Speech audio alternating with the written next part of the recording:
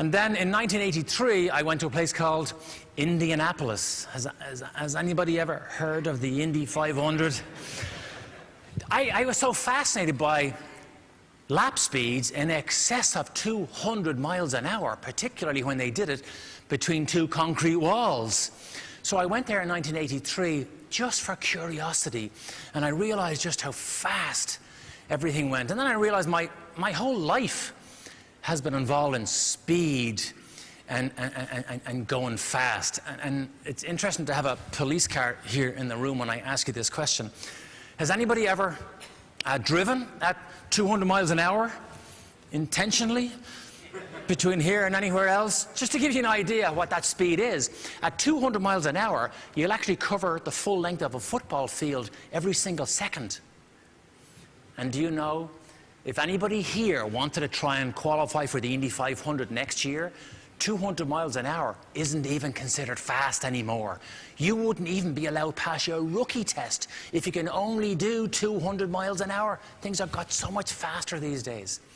I do a lot of television broadcasting during the Indy 500, and on the day of qualifying, the front straight at Indy is more than half a mile long, straight. Every car that qualifies will do an average of 235 miles an hour just down the straight. At that speed, you cover 350 feet every second. Now, an average human being only takes 1/7 of a second just to blink his eye. So think about it.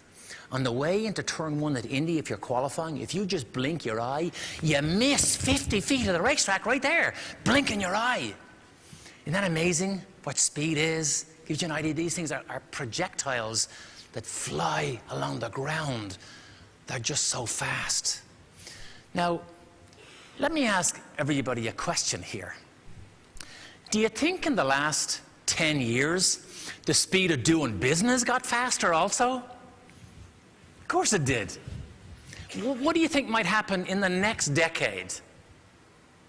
Probably going to get faster. Anybody here think a blackberry is a fruit?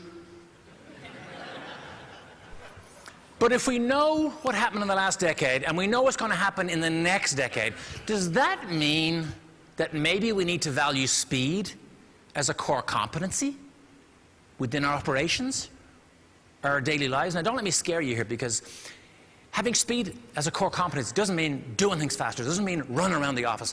Speed has two different elements: having the right people in the right positions, doing the right things.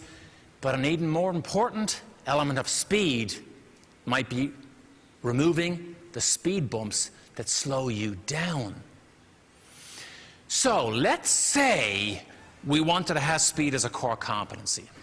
What model might we look to if we, let's say, want to build our own high-performance team of the future that has speed as a core competency? What model might we look to? Has anybody here, hands up, ever built a model of anything? Hands up. Lots of people. Isn't it amazing how you know how to build a model after you build a model?